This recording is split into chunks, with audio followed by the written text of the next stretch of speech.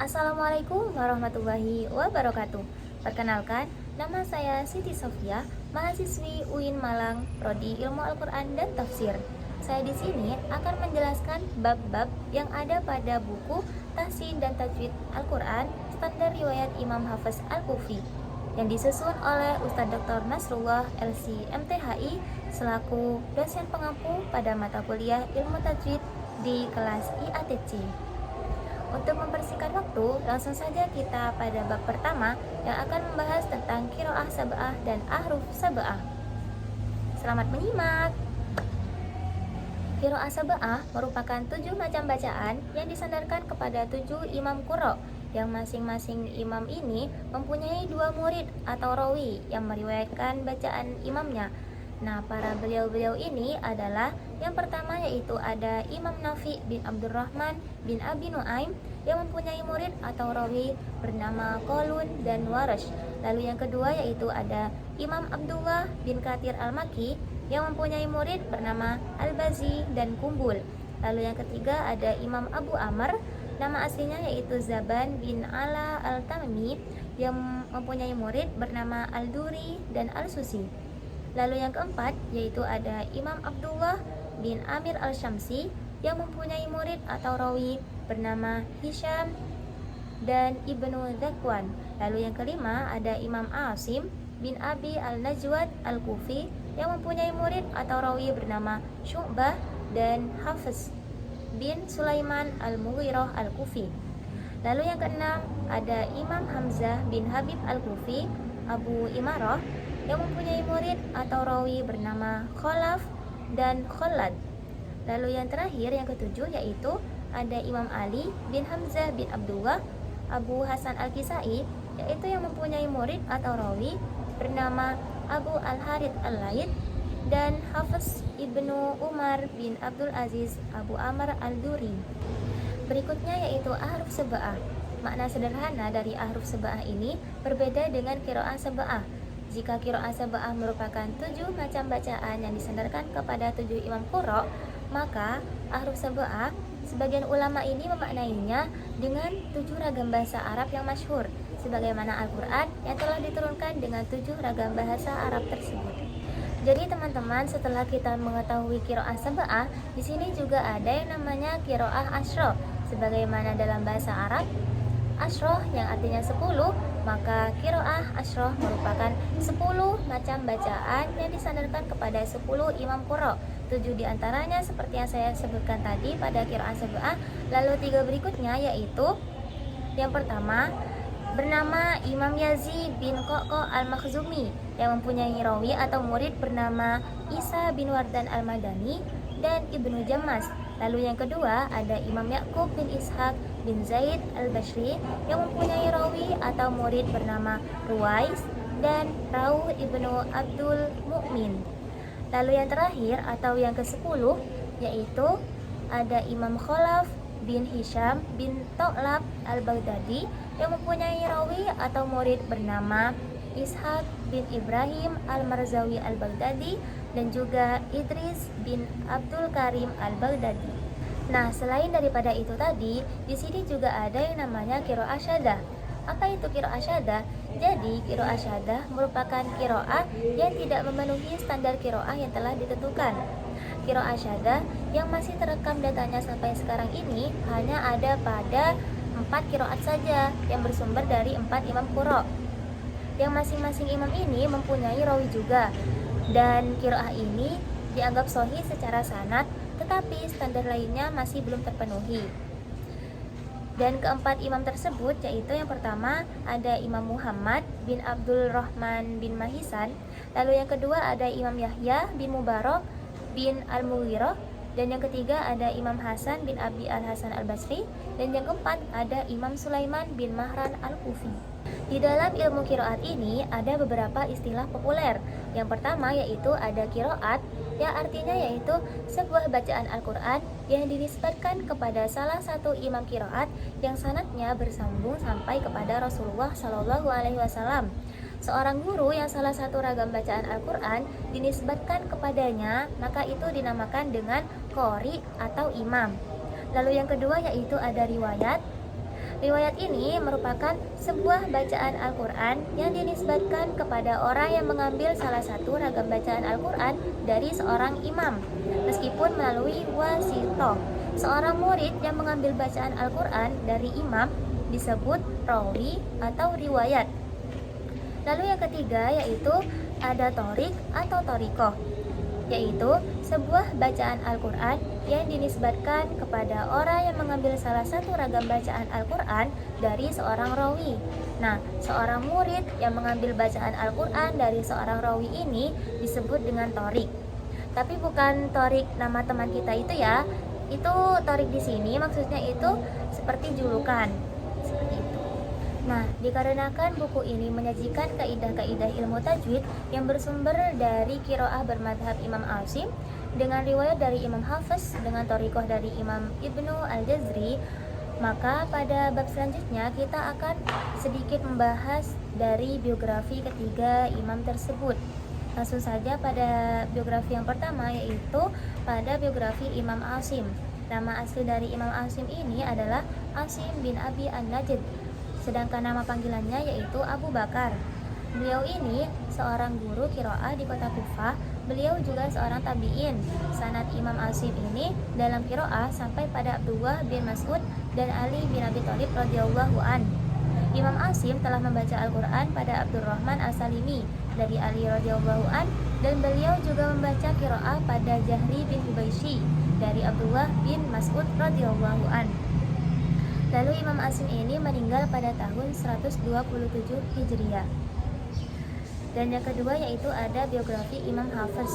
Nama asli beliau adalah Hafiz bin Sulaiman Ad-Duri Al-Asadi dari kabilah Bani As'ad. Nama panggilannya adalah Abu Amr.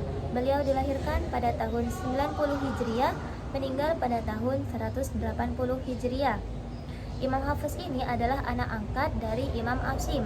Sanad qiraah beliau dari Imam Asim paling terkenal daripada sanad murid Imam Asim lainnya.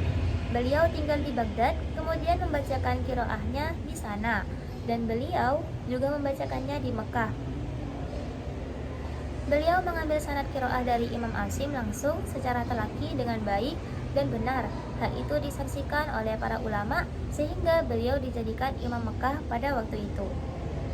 Lalu yang terakhir yaitu ada biografi Imam Ibnu Jazri.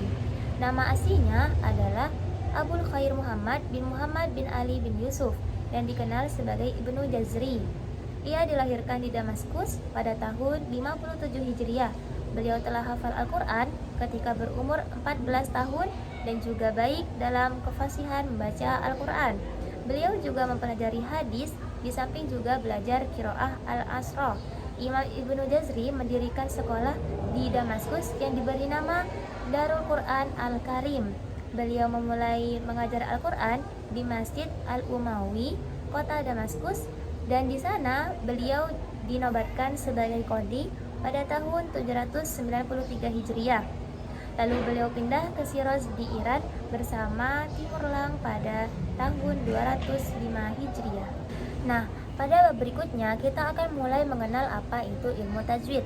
Sesungguhnya ilmu tajwid ini adalah ilmu yang seluruhnya tauqifi, yakni bukan merupakan produk budaya manusia, tetapi sesuatu yang ditetapkan berdasarkan wahyu Allah Subhanahu wa Ta'ala, yang Rasulullah sendiri pun tidak punya otoritas untuk menyakalnya, dan yang mana tidak diperbolehkan lagi untuk berijtihad.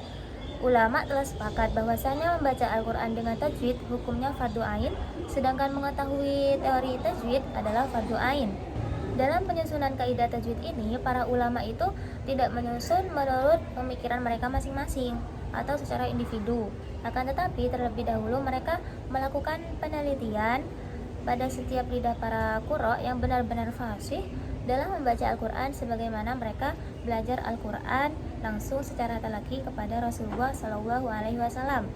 Tindakan ini menyerupai tindakan para ulama ahli nahwu dahulu ketika mendengar kalam Arab, kemudian mereka menulis dan menetapkan kaidah bahasa Arab dan i'rab. Tidak diragukan lagi bahwasanya hukum tajwid bukanlah ciptaan menurut lidah orang Arab. Maka ketika orang Arab mengetahui tentang hukum tajwid tersebut, mereka dapat membaca idgham, iqlab, ikhfa, izhar, dan sebagainya. Kaidah ilmu tajwid ini telah memberikan faidah serta manfaat dalam menjaga kemurnian kitab Allah Subhanahu wa taala hingga Al-Qur'an sampai kepada kita dalam keadaan selamat dari pembelokan dan perubahan, baik isi maupun cara bacaannya sebagaimana ia diturunkan. Lalu berikutnya ada definisi tajwid. Menurut etimologi yaitu membaguskan atau memperindah, sedangkan menurut terminologi berarti membaca Al-Quran dengan memberikan setiap huruf akan haknya dari segi makhraj, sifat, dan harokatnya. Lalu juga ada makhraj huruf, yaitu tempat yang mengeluarkan suara huruf atau tempat keluarnya huruf, sehingga dapat dibedakan huruf satu dengan huruf yang lainnya. Dan di sini juga ada sifat huruf, yaitu suatu cara untuk melafadzkan huruf dan membedakannya dari huruf satu dengan huruf yang lainnya dari segi sifatnya seperti huruf itbaq, huruf isti'la, qalqalah, rokhwah, takriroh, dan lain-lain. Lalu berikutnya ada pengambilan ilmu tajwid. Yang dimaksud di sini ada dengan dua cara. Yang pertama yaitu mendengar langsung dari bacaan guru yang mutqin yang bersambung sanad bacaannya sampai kepada Rasulullah SAW, lalu murid menirukannya. Dan yang kedua, ada seorang murid membaca Al-Quran di hadapan guru, lalu ditasih langsung oleh beliau.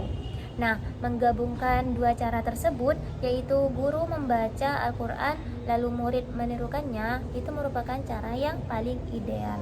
Lalu berikutnya ada peletak dasar dari ilmu tajwid. Peletak dasar pondasi ilmu tajwid dari sisi amaliyah atau prakteknya adalah Rasulullah SAW, karena kepada beliaulah Al-Quran diturunkan beserta kaidah dan ilmu tajwidnya yang diterima secara talaki dari malaikat Jibril alaihi salam. Adapun peletak pondasi ilmu tajwid secara teori, ulama di sini berbeda pendapat.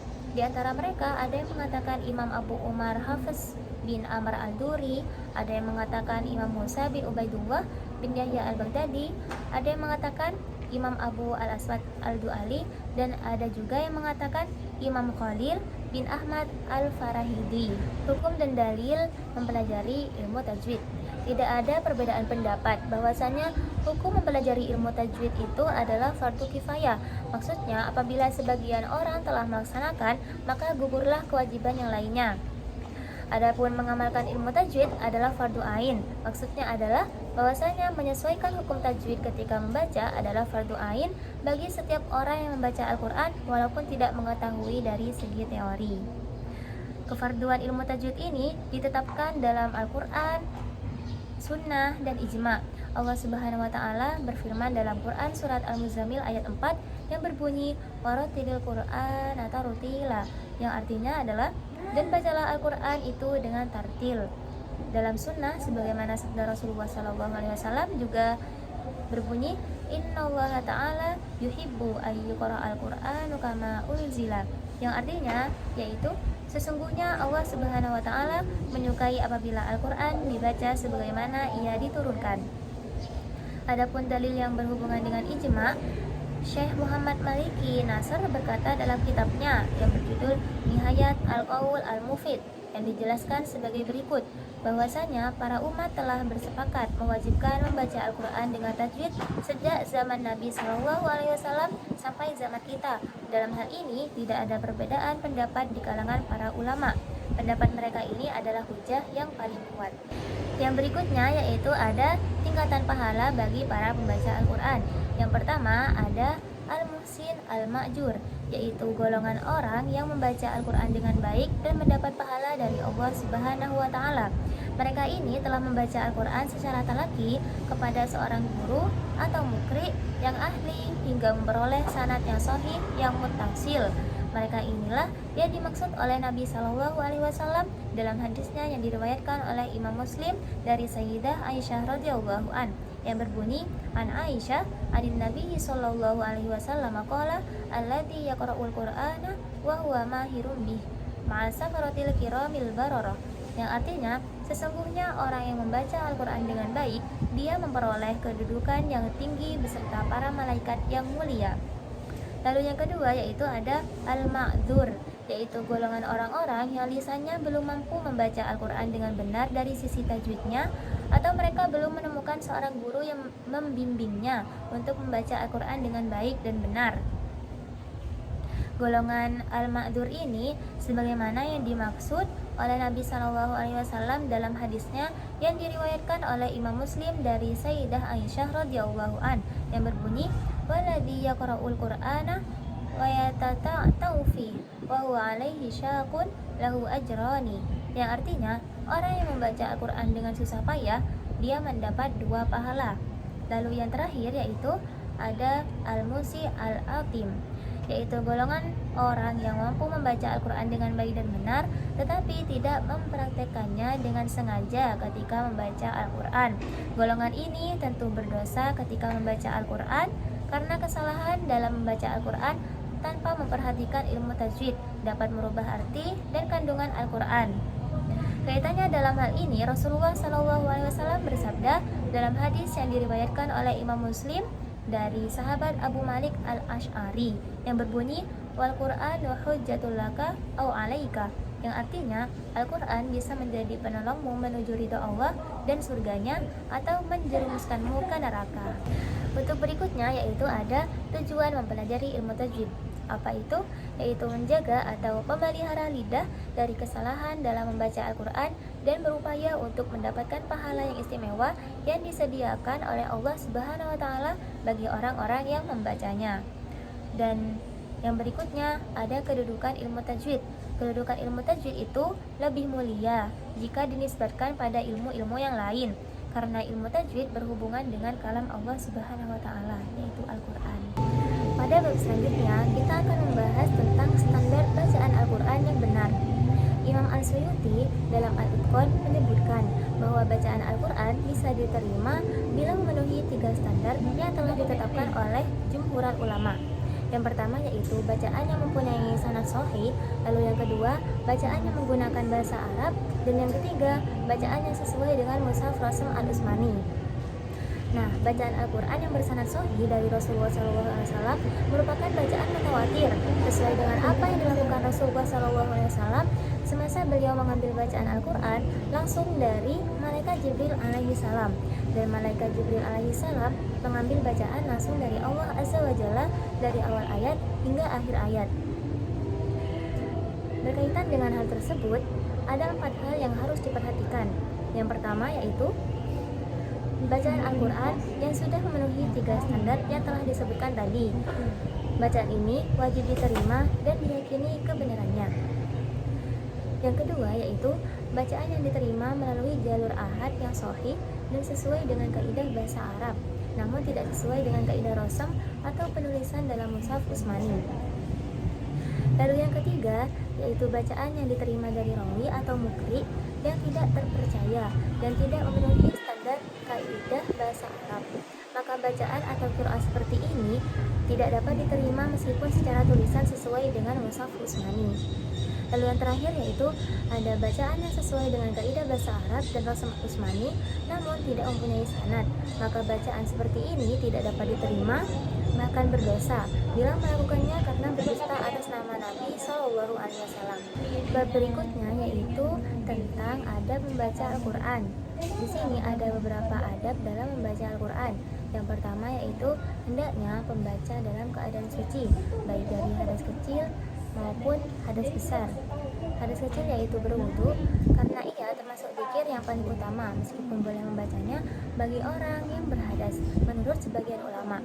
Adapun bagi orang yang berhadas besar diwajibkan untuk mandi sebelum membaca Al-Quran. Lalu yang kedua yaitu membacanya di tempatnya suci untuk menjaga keagungan Al-Quran. Lalu yang ketiga, membaca ta'awudz di permulaan membaca Al-Quran, baik di awal surat atau di tengah-tengah surat, karena Allah Subhanahu wa Ta'ala berfirman dalam Quran surat An-Nahl ayat 98 yang berbunyi, "Fa'idza qara'tal Qur'ana fasta'idz billahi minasyaitonir rajim," yang artinya apabila kamu membaca Al-Quran, hendaklah kamu meminta perlindungan kepada Allah dari syaitan yang terkutuk.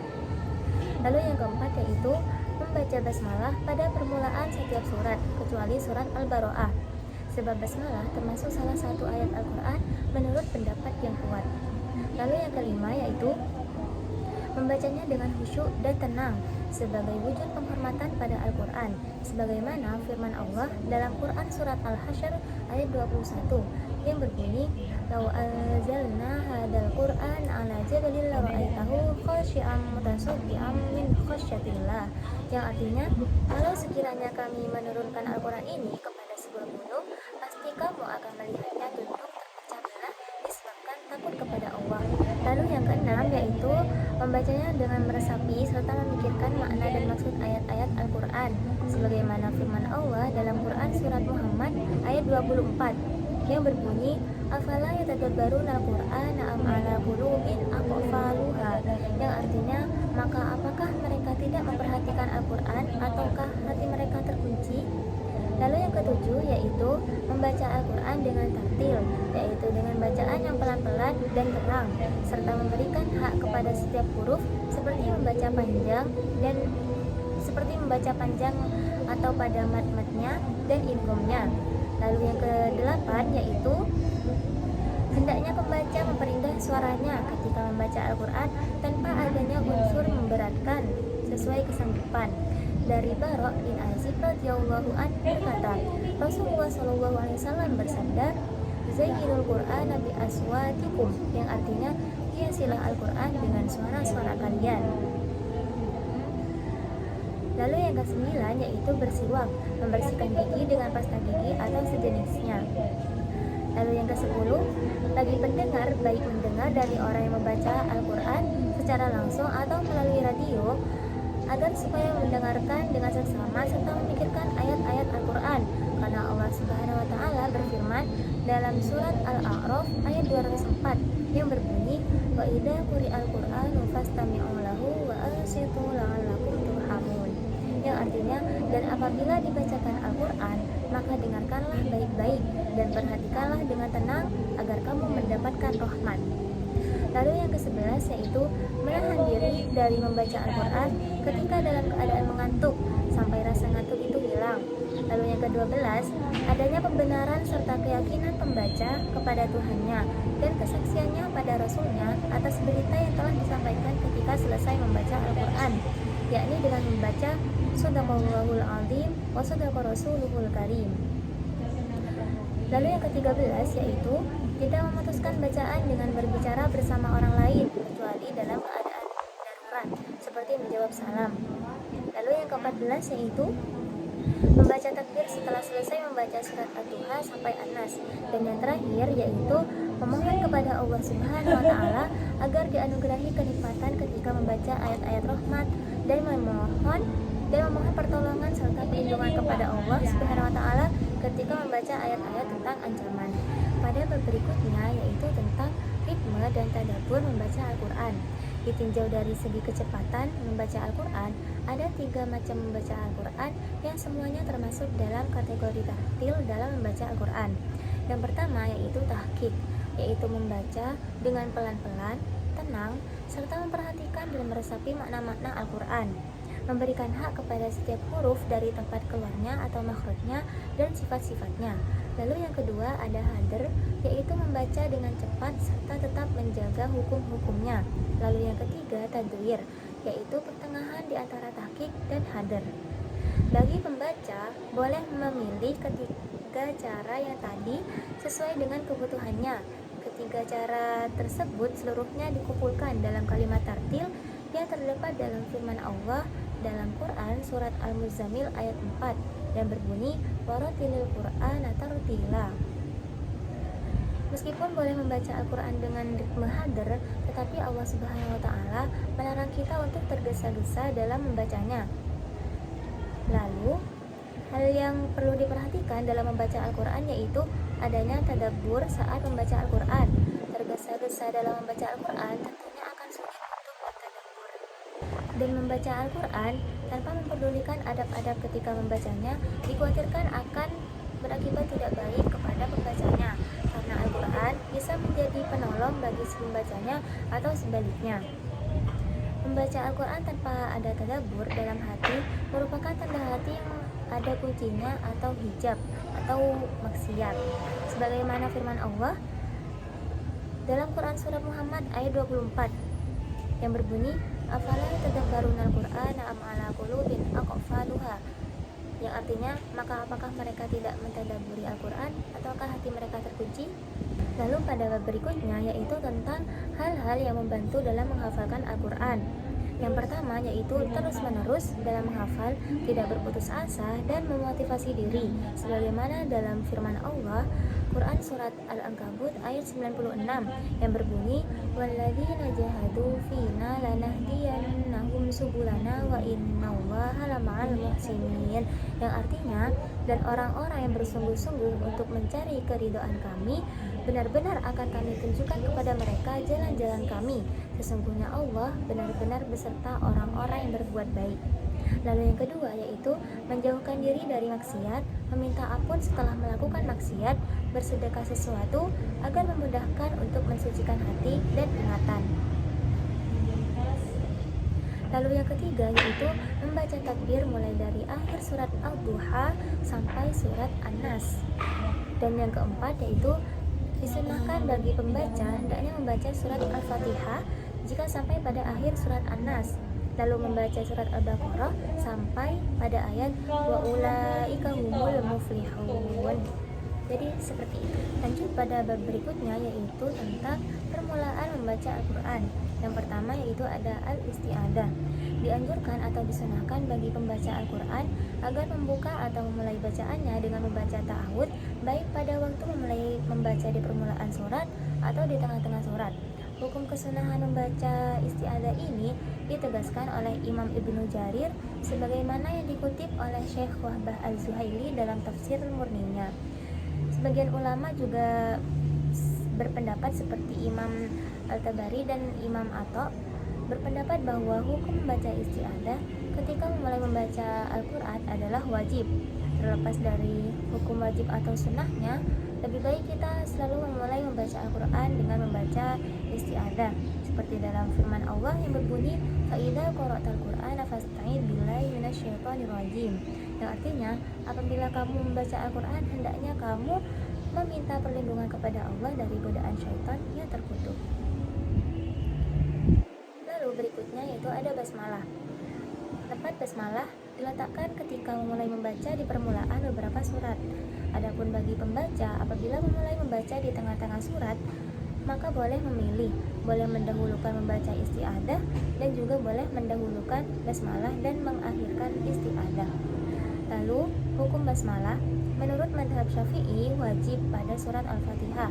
Alasan mereka karena basmalah termasuk ayat dari surat Al-Fatihah.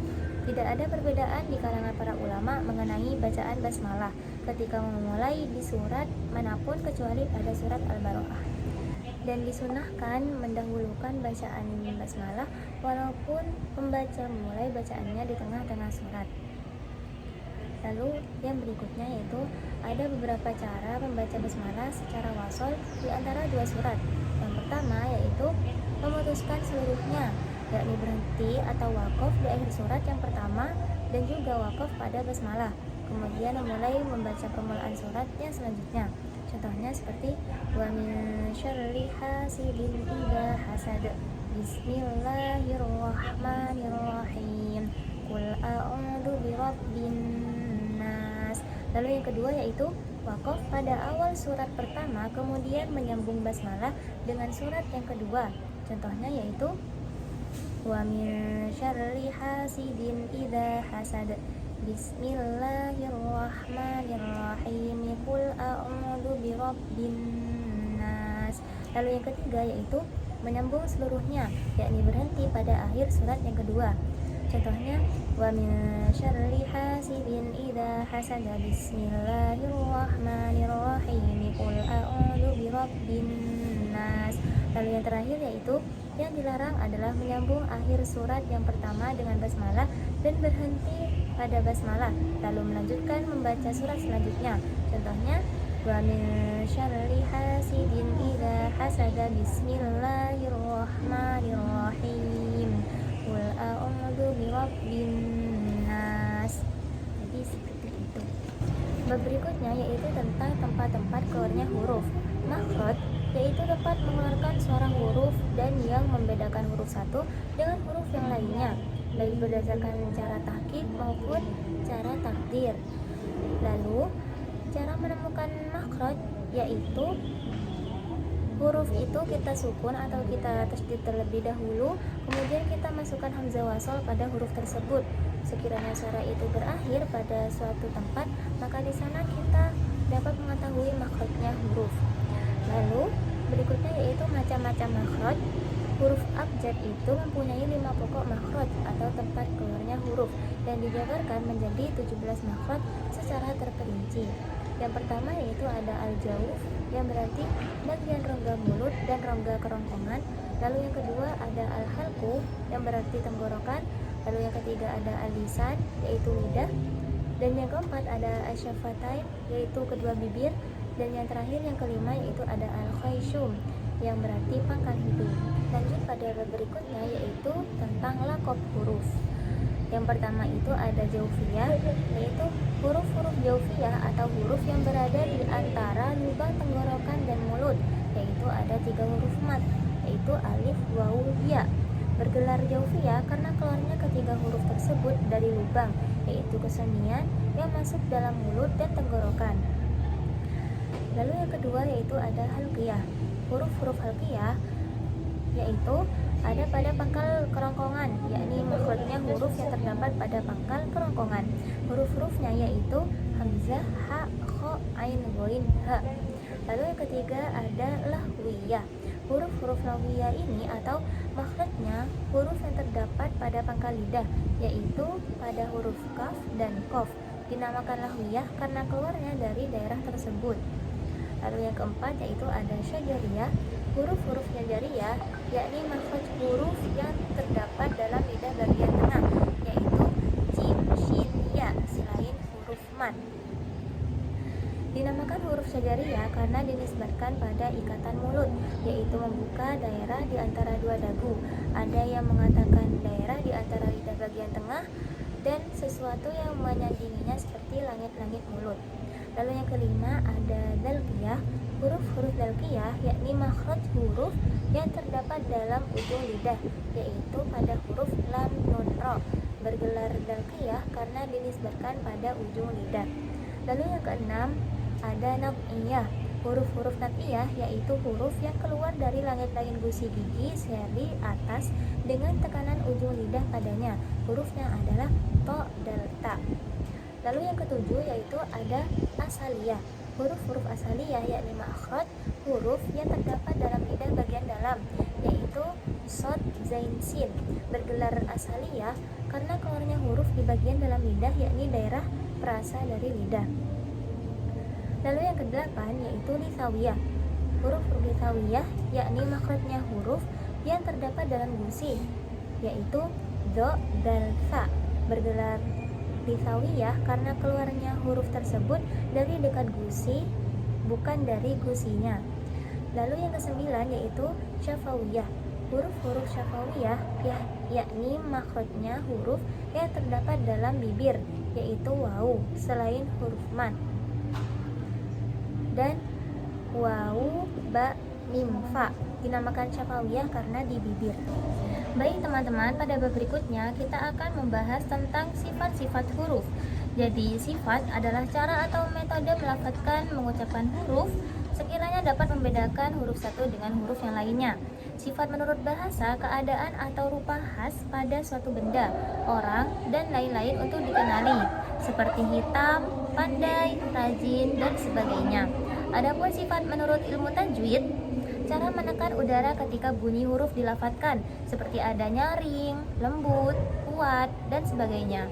Dengan demikian, kita dapat membedakan huruf yang sama pada makhraj tapi lain sifatnya.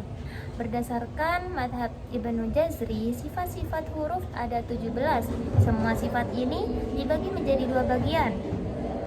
Nah, pembagian sifat huruf ini yaitu ada 2. Yang pertama ada sifat yang kontradiksi atau yang berlawanan. Lalu yang kedua juga ada sifat yang tidak kontradiksi atau sifat yang tidak berlawanan. Nah, yang pertama yaitu sifat yang berlawanan atau kontradiksi. Ini ada 5 sifat sekaligus perlawanannya. Yang pertama ada hamas, lawan katanya adalah jahr. Lalu yang kedua ada syiddah, lawan katanya tawassut, serta di antara keduanya yakni ar-rikhwa. Lalu yang ketiga ada itbaq, lawan katanya infitah. Lalu yang keempat yaitu ada idlaq, lawan katanya ismat. Dan yang terakhir ada isti'la atau tafhim, lawan katanya ini adalah istifal atau tarkik. Nah, hamas ini artinya samar, sedangkan jahar itu tampak. Lalu syiddah itu berarti kuat, sedangkan tawassut itu berarti tengah-tengah atau sedang. Sedangkan rikhwah berarti lunak. Lalu di sini ada itbaq, artinya itu melekat atau menutup, dan ada infitah yang artinya terbuka. Lalu di sini ada idlaq, artinya itu tergelincir. Dan ismat berarti mencegah, menahan atau diam. Dan isti'la atau tafhim menurut bahasa berarti naik atau terangkat. Lalu yang terakhir yaitu ada istifal atau tarkik yang menurut bahasa berarti turun atau ke bawah. Dan yang kedua yaitu ada sifat yang tidak kontradiksi, sifat yang tidak berlawanan. Yang pertama itu ada sofir, jadi menurut bahasa ini berarti siul atau seruit, yaitu ada pada 3 huruf, yaitu shad, sin, zain. Sofir itu kuat ketika disukun, contohnya waswas. Nah, perbedaan sifat sofir dengan hamas adalah desiran nafasnya lebih kuat dibanding dengan hamas yang sekadar membunyikan hurufnya dengan hembusan nafas yang lebih ringan. Lalu yang kedua yaitu ada qalqalah, yaitu memantulkan makhrajnya huruf ketika mengeluarkan huruf dalam keadaan mati hingga terdengar adanya tekanan suara yang keras atau kuat. Huruf qalqalah ini ada 5 yang dikumpulkan pada ucapan Ibnu Jazri menjadi qatbu jadin. Wajib membaca qalqalah pada huruf tersebut ketika terdapat sifat jahr dan syiddah. Lalu qalqalah ini dibagi menjadi 2, ada qalqalah sughra dan qalqalah kubra. Qalqalah sughra yaitu apabila ada 2 huruf. Qalqalah sughra yaitu qalqalah sughra apabila ada huruf yang mati berada di tengah-tengah kalimat atau akhir kalimat serta tidak diwakafkan. Contohnya itu seperti ya ta'maun. Nah, jadi huruf ta di sini kan ada di tengah. Nah, itu termasuk qalqalah sughra. Lalu yang kedua ada qalqalah kubra, yaitu apabila huruf qalqalah berada di akhir kalimat serta diwakafkan. Contohnya yaitu seperti dalam Quran surat Al-Ikhlas, Qul huwallahu ahad. Nah, kan di sini ada huruf qalqalah pada akhir ayat atau akhir kalimat. Jadi itu harus dipantulkan karena termasuk qalqalah dan termasuk qalqalah kubra. Lalu yang ketiga yaitu ada al-lin. Menurut bahasa berarti lunak. Sedangkan menurut istilah adalah mengeluarkan huruf dengan mudah, yaitu sifat yang dimiliki 3 huruf yakni alif secara mutlak, wawu dan ya yang mati keduanya selain huruf mat yang huruf sebelumnya berharakat fathah. Contohnya itu seperti pada lafaz khauf atau pada surat Al-Quraisy juga bisa. Itu seperti li'ila fi Quraisy. Nah, itu juga termasuk al-lin. Lalu yang keempat yaitu ada al-inhiraf. Menurut bahasa berarti condong. Sedangkan menurut istilah adalah condongnya huruf dari makhrajnya sehingga mendekati makhrajnya huruf lain. Huruf-huruf inhiraf ini ialah lam dan ro. Huruf lam condong pada ujung lidah bagian bawah, sedangkan huruf ro condong pada lidah bagian atas dan condong sedikit pada makhrajnya lam. Lalu yang ketiga ada at-takrir. Menurut bahasa berarti mengulang-ulang, maksudnya adalah ujung lidah bergetar ketika mengucapkan huruf ro. Takrir mempunyai 1 huruf yaitu ro, dikarenakan huruf ro itu menerima perbuatan berulang-ulang disebabkan gemetarnya ujung lidah ketika mengucapkannya. Adapun yang dimaksud sifat ini adalah jika mengucapkan ro supaya ujung lidahnya tidak terlalu banyak bergetar, maka huruf ro sudah keluar ketika lidah bergetar 1 kali. Tidak boleh mengeluarkan ro lebih dari 1 kali getaran.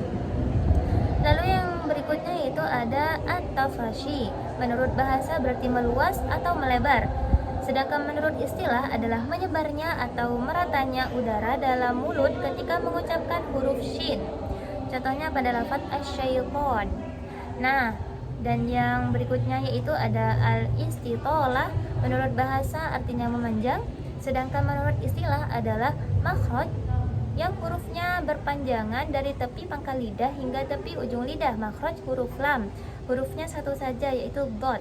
Contohnya seperti dalam akhir surat Al-Fatihah itu walau bolin.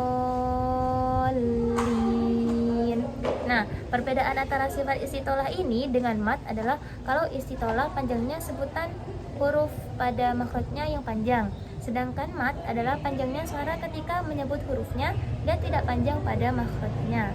Jadi seperti itu.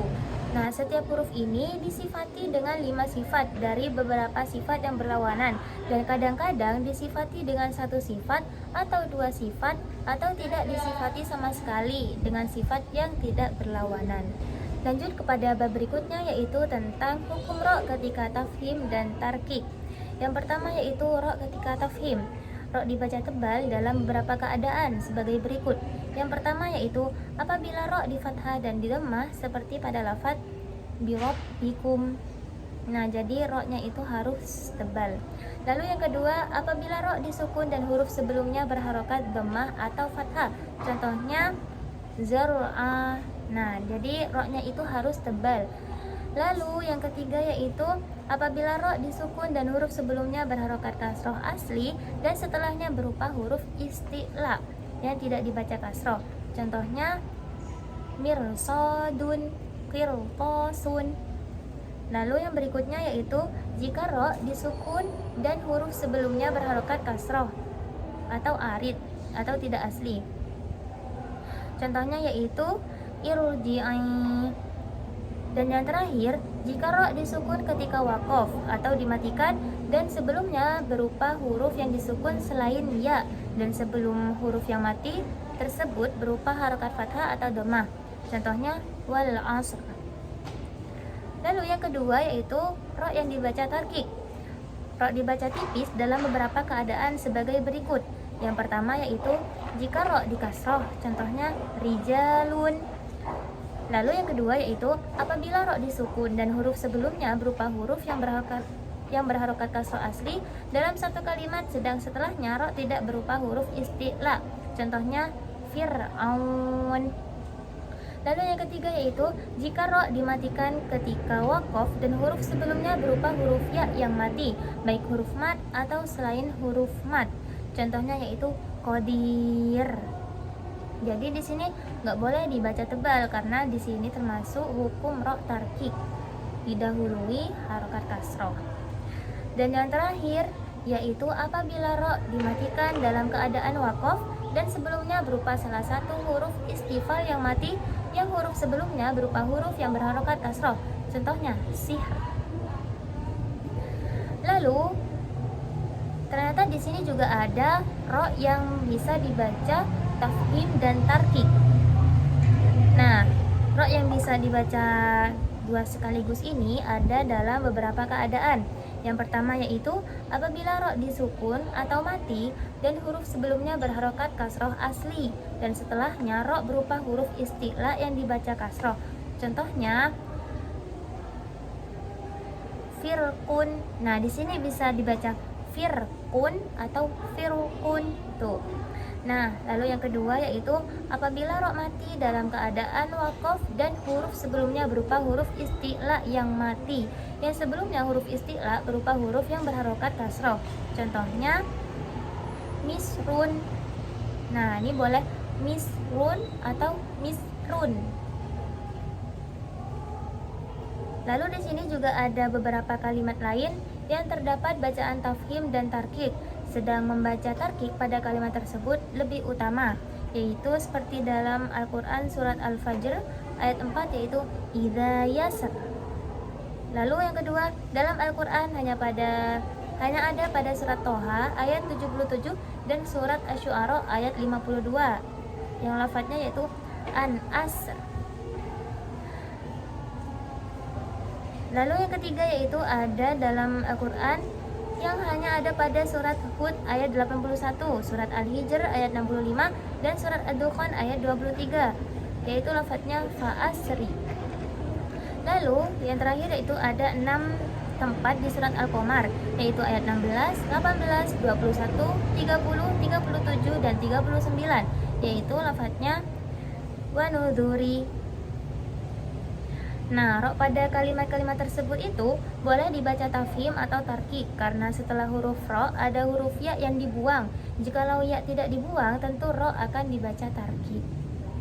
Nah, di sini adapun ro yang ditasydid, maka hukumnya mengikuti harokat yang diidghami, karena ro yang ditasydid itu ibarat dua ro, yang satu disukun dan yang kedua hidup, maka hukum ro-nya mengikuti ro yang kedua. Ibnu Al-Jazri mengatakan bahwa membaca ro yang bertasydid hendaknya tidak berlebihan dalam menggetarkan ujung lidah, cukup dengan getaran yang halus. Baik, pada bab berikutnya kita akan membahas tentang hukum tanwin, nun, dan mim mati. Nah, hukum nun mati dan tanwin di sini ada beberapa. Yang pertama yang kita akan bahas adalah idhar. Jadi, idhar itu menurut bahasa artinya terang atau jelas. Sedangkan menurut istilah yaitu apabila terdapat nun mati atau tanwin bertemu dengan salah satu huruf idhar sebanyak 6, maka wajib memisah nun mati atau tanwin tersebut dari huruf setelahnya tanpa dengung. Huruf idhar di sini termasuk pada huruf halki sebanyak 6, yaitu apa saja? Yaitu hamzah, ha, kha, ain, ghain, ha. Contohnya seperti pada lafadz inhum. Nah, yang kedua itu ada idgham. Jadi secara bahasa idgham itu memasukkan sesuatu pada sesuatu. Sedangkan menurut istilah idgham itu memasukkan huruf yang mati pada huruf idgham yang hidup. Sehingga dari dua huruf tersebut itu menjadi satu huruf yang ditasydid dari dua jenis huruf. Nah, huruf idgham ini ada 6 yang dikumpulkan akan menjadi kalimat yarumiluna. Nah, untuk idgham ini ada dua, yaitu idgham bigunnah dan idgham bila gunnah. Idgham bigunnah ini disebut juga dengan idgham nakis, yang lama bacaannya idgham ini ada 3 harokat atau setengah alif. Nah, huruf idgham bigunnah ini ada 4 yang jika digabung akan menjadi kalimat yanmu. Contohnya itu seperti pada kalimat mayyamal. Nah, jadi nun sukun tadi itu langsung masuk pada huruf idgham yang hidup berikutnya, huruf ya berikutnya itu. Nah, idgham bigunnah ini kan harus lama bacaannya, jadi kayak masih ada dengungnya gitu. Jadi mayyamal, jadi antara nun dan ya itu masih ada dengungnya selama setengah alif atau 3 harokat. Nah, untuk idgham yang kedua itu ada idgham bila gunnah, yang disebut juga dengan idgham kamil. Idgham bila gunnah ini ada 2 hurufnya, yaitu lam dan ro. Contoh kalimatnya seperti ghafurur rahim. Berikutnya ada iklab. Iklab ini secara bahasa artinya memindah atau mengubah sesuatu. Sedangkan menurut istilah, iklab itu artinya mengubah nun mati atau tanwin menjadi mim pada huruf ba. Nah, huruf pada iklab ini hanya ada 1, yaitu huruf ba. Contohnya seperti pada kalimat mim ba'di. Nah, untuk yang terakhir yaitu ada ikhfa. Ikhfa ini secara bahasa artinya tersembunyi atau samar. Sedangkan menurut istilah, ikhfa itu yaitu mengucapkan nun mati atau tanwin dengan sifat bacaan antara idhar dan idgham, tapi tanpa tasydid, dengan tetap menjaga dengungnya. Lebih singkatnya yaitu ikhfa apabila ada nun mati dan tanwin bertemu dengan huruf selain yang disebutkan tadi, seperti pada huruf idhar, huruf idgham bigunnah, idgham bila gunnah, dan huruf iklab. Jadi huruf ikhfa ini ada 15. Jika dikumpulkan akan menjadi kalimat satu jeza sodaka fasiko dotolin syadin. Contoh kalimatnya yaitu seperti yasukum. Jadi antara nun tanwin antara nun sukun tadi itu kan huruf berikutnya ada huruf ikhfa yaitu shad. Jadi diantara itu ada dengung yasukum. Dan ternyata ikhfa ini ada 3 macam. Yang pertama yaitu ada ikhfa akrob, yang kedua ada ikhfa ausat, dan yang ketiga ada ikhfa abad. Ikhfa akrob ini karena letak makhraj nun mati atau tanwinnya itu sangat dekat dengan huruf ikhfa. Hurufnya yaitu ada ta, dal, to, contohnya seperti min tahtiha. Terus yang kedua ada ikhfa ausat. Disebut ikhfa ausat karena letak makhraj nun mati atau tanwin ini sedang-sedang saja dengan huruf ikhfa. Terdapat pada huruf fa, zal, sin, shin, sod, dot, do, fa, jim, zain. Contohnya seperti pada masyurun. Terus yang ketiga yaitu ada ikhfa ab'ad. Disebut ikhfa ab'ad karena letak makhrajnya nun mati atau tanwin ini berjauhan dengan huruf ikhfa, yaitu ada pada huruf kaf dan kof. Contohnya itu seperti pada kalimat min qablika. Hukum bacaan berikutnya yaitu ada pada hukum mim sukun. Hukum mim sukun ini ada 3, yaitu idgham syafawi, ikhfa syafawi, dan izhar syafawi. Yang pertama ada idgham syafawi. Jadi idgham syafawi adalah apabila ada mim sukun bertemu dengan huruf mim, maka mim yang pertama ini diidghamkan dengan panjang 3 harokat atau 1,5 alif pada mim yang kedua, sehingga kedua mim ini menjadi satu huruf mim yang bertasydid. Contohnya seperti pada lafaz lahumma. Yang kedua yaitu ada ikhfa syafawi, yaitu apabila ada mim sukun bertemu dengan huruf ba, maka mim ini disamarkan dengan gunnah dengan panjang 3 harokat atau 1,5 alif seperti idgham syafawi tadi. Contohnya yaitu pada lafaz hum bil akhirah. Lalu yang ketiga yaitu ada izhar syafawi, yaitu apabila ada mim sukun bertemu dengan huruf hijaiyah selain huruf mim dan ba, maka wajib menjelaskan mim tersebut tanpa dengung karena ini izhar. Contohnya yaitu pada lafaz masalahum kamathali. Hukum bacaan berikutnya yaitu hukum lam ta'rif ketika idgham dan izhar. Jadi lam ta'rif itu adalah lam yang mati dan sebagai zaidah atau tambahan dari susunan kalimat yang didahului oleh hamzah wasol yang di fathah ketika di permulaan kalimat serta diiringi oleh kalimat isim. Hukum lam ta'rif ini ada 2, ada izhar dan ada idgham. Hukum lam ta'rif izhar yaitu menjelaskan lam ta'rif yang masuk pada kalimat isim apabila diiringi oleh salah satu huruf qamariyah yang dikumpulkan dalam kalimat abaghi hajjaka wa khaf aqimah. Lam qamariyah ini selamanya dibaca izhar atau jelas tanpa ada kesukaran atau beban. Contohnya seperti pada lafaz alhamdulillah. Lalu yang kedua yaitu ada hukum lam ta'rif idgham, yaitu memasukkan lam ta'rif yang mati pada huruf yang mengiringinya dari salah satu huruf syamsiyah, yaitu huruf selain huruf qamariyah. Nah, huruf syamsiyah ini dikumpulkan dalam permulaan hurufnya kalimat dalam bait seperti berikut ini. Tibatumma sirrohiman tafustif dani'am dasu adan min zura syarifal lil karam. Nah, anak Uwin Malang yang rajin taklim Quran pasti tahu bait ini. Kalau nggak tahu tuh terlalu. Contohnya yaitu pada kalimat as-sholah, as-sama, at-tomah, dan juga lain sebagainya. Banyak contoh-contoh di Al-Quran itu ya. Jadi bisa diperhatikan sendiri ketika membaca. Jangan cuma asal membaca, tapi juga harus memperhatikan ilmu tajwidnya dan hukum bacaannya. Hukum lam berikutnya yaitu hukum lam ketika tafhim dan tarkik. Nah, di buku Ustadz Nasrullah ini ketika hukum lam dibaca tafhim itu ada pada 2 keadaan. Yang pertama, ketika lamnya lafaz jalalah ketika didahului harokat fathah atau dhammah. Contohnya seperti pada lafaz qalallahu.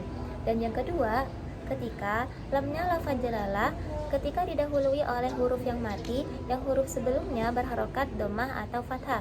Contoh lafaznya yaitu seperti ilallahi. Dan yang kedua yaitu hukum lam tarkik.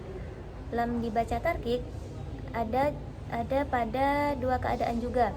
Yang pertama yaitu lamnya lafaz jalalah ketika didahului harokat kasrah asli dan kasrah aridhah atau tidak asli.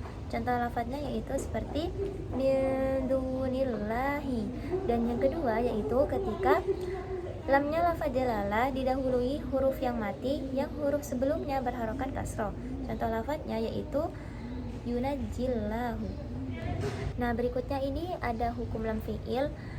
Definisi lam fi'il pada pembahasan ini yaitu adalah lam yang mati dari asal susunan fi'il. Ada dua, yaitu lam fi'il idgham dan lam fi'il idhar. Lam fi'il idgham apabila lam fi'il bertemu dengan lam atau ro. Contohnya seperti pada lafaz qul rabbi. Terus yang kedua yaitu lam fi'il idhar apabila lam fi'il bertemu dengan huruf hijaiyah selain lam dan ro. Contohnya seperti pada lafaz qul ja'al haqqu. Pada hukum bacaan berikutnya yaitu ada idgham berdasarkan sifatnya. Nah, idgham berdasarkan sifatnya ini ada tiga. Yang pertama mutamasilain, yang kedua mutajanisain, dan yang ketiga mutaqaribain. Yang pertama yaitu ada idgham mutamasilain. Jadi idgham mutamasilain ini menurut bahasa berarti kesamaan, sedangkan menurut istilah yaitu apabila ada dua huruf yang sama baik dalam satu kalimat maupun dua kalimat, maka huruf yang pertama ini harus diidghamkan pada huruf yang kedua. Contohnya yang dalam satu kalimat yaitu seperti pada lafaz yukrihunna. Terus yang contoh dalam dua kalimat yaitu waqad dakhalu. Lalu yang kedua yaitu ada idgham mutajanisain. Idgham mutajanisain ini menurut bahasa yaitu bersejenis, yakni apabila ada dua huruf yang sama dalam makhrajnya tapi berbeda dalam sifatnya, maka huruf yang pertama ini mati dan huruf yang kedua hidup, dan huruf yang pertama ini diidghamkan pada huruf yang kedua. Idgham mutajanisain ini mempunyai tiga makhraj, yaitu makhraj pada huruf ta, dal, to. Wajib idgham pada beberapa lafaz sebagai berikut, yaitu seperti ta pada dal, contohnya ujibat da'watukuma. Terus yang kedua dal pada ta, contohnya qad tabayyana. Terus yang ketiga yaitu to pada ta, contohnya ahadtu.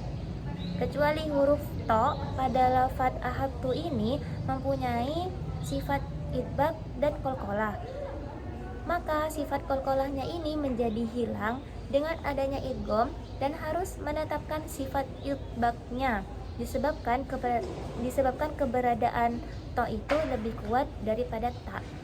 Jadi seperti itu. Lalu idgham mutajanisan pada makhraj ta, dal, do wajib idgham pada dua tempat, yaitu yang pertama dal pada zo, contohnya idzolamu. Terus yang kedua yaitu sa pada huruf dal, contohnya yalhadzalika. Lalu makhraj mim dan ba ini wajib idgham pada satu tempat, yakni ba pada mim, contohnya irkam ma'ana. Lalu yang terakhir yaitu ada idgham mutaqaribain. Idgham mutaqaribain ini secara bahasa artinya berdekatan, yakni apabila ada dua huruf yang berdekatan baik dalam makhraj maupun sifatnya, maka huruf yang pertama ini harus diidghamkan pada huruf yang kedua. Beberapa tempat idgham mutaqaribain wajib idgham pada dua tempat. Yang pertama yaitu lam pada ro, contohnya waqur rabbi. Lalu yang kedua qaf pada kaf, contohnya alam nakhluqum. Pada bab berikutnya yaitu hukum mad. Nah, di sini definisi mad menurut bahasa itu berarti panjang, sedangkan menurut istilah adalah memanjangkan suara dengan salah satu huruf mad. Huruf mad yaitu alif mati yang huruf sebelumnya yaitu fathah, lalu wawu mati yang huruf sebelumnya dhammah, dan ya mati yang huruf sebelumnya adalah kasroh. Tiga huruf tersebut dikumpulkan dalam kalimat nuhiha dari firman Allah surat Hud ayat 49, tilka min amba'il ghaibi nuhiha ilaik. Nah, definisi al-qasr menurut bahasa berarti pendek, sedang menurut istilah adalah menetapkan huruf mad dengan dua harokat saja. Berikutnya yaitu ada macam-macam mad. Perlu diketahui mad ini sangat banyak sekali yang kita akan bahas pada mat pertama yaitu mat wajib mutashil. Apabila ada huruf mat yang bertemu dengan hamzah dalam satu kalimat, maka dinamakan mat wajib mutashil. Ulama hafiz sesuai metode Syatibiyah membaca panjang kira-kira 5 harokat atau 2,5 alif. Contohnya seperti pada lafaz yatasaalun. Dinamakan wajib karena menurut sepakat ahlu al-qurra, wajib membaca panjang mat tersebut sebagai tambahan dari mat tabi'i. Dinamakan muttasil karena adanya hamzah dan mat dalam satu kalimat. Lalu yang kedua yaitu mat jaiz munfasil. Apabila ada huruf mat bertemu dengan hamzah dalam 2 kalimat, maka dinamakan mat jaiz munfasil. Ulama hafiz membaca panjang mat jaiz munfasil dengan 2 atau 4 atau 5 harokat menurut riwayat dalam Thayyibah an-Nashr. Contohnya haulai. Terus mat ini dinamakan munfasil karena terpisahnya hamzah dari huruf mat pada mat tersebut. Sedang dinamakan jaiz karena boleh membaca qasr pendek yaitu 2 harokat dan mat panjang 5 harokat pada mat tersebut. Lalu mat yang ketiga yaitu ada mat arid disukun. Apabila ada huruf mat bertemu dengan sukun, arid atau tidak asli disebabkan waqaf, maka dinamakan mat arid disukun.